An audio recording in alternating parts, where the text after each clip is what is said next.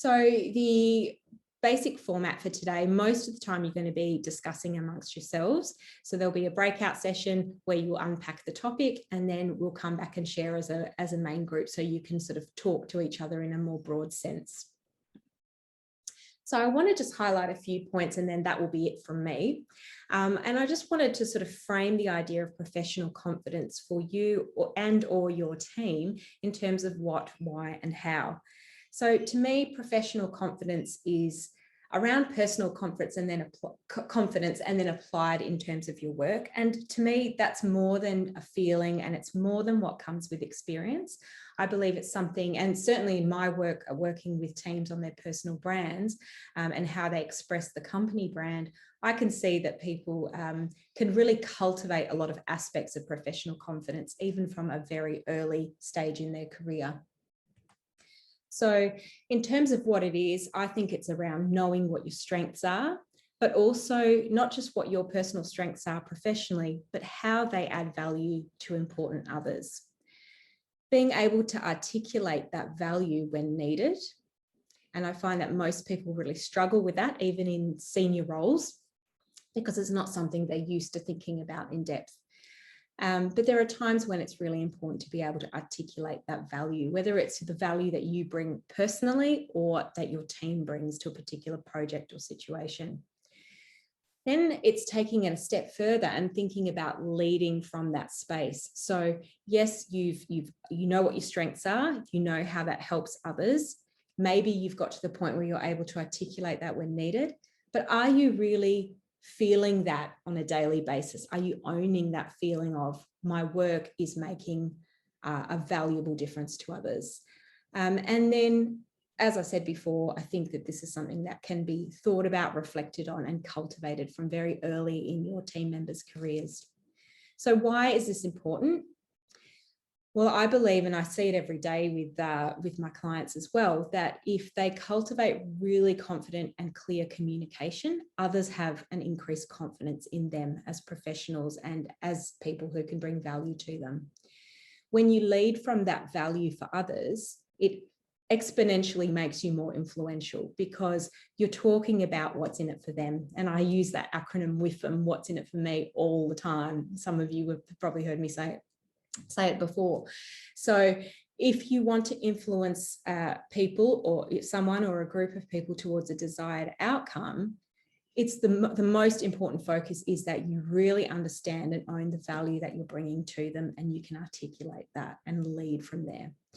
And then when you think about it in terms of your team, if you build consistency and purpose to the way that you build professional confidence with your team, that then creates a team brand that is based on trust. Some pathways towards building this professional confidence that I find to be quite valuable includes pinpointing and giving team members the opportunity to pinpoint their own key strengths and value proposition, in other words, their personal brand. Also, on top of that, layering it with upskilling in elevated language, so the kind of language that they use in person and online, and how to be influential in conversations. So one very common question that I get is, how can I guide coffee meetings or sales meetings or even introductory conversations towards a more purposeful outcome? Then, of course, it's about building industry knowledge and competency for your staff and giving them plenty of opportunities to stay on top of trends and what's happening in your space.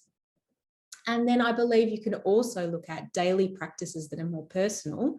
And really, that is an opportunity to reflect on, talk about, and plan for some practices in self-care, in what our values are in the way that we work, both on an individual level and as a team.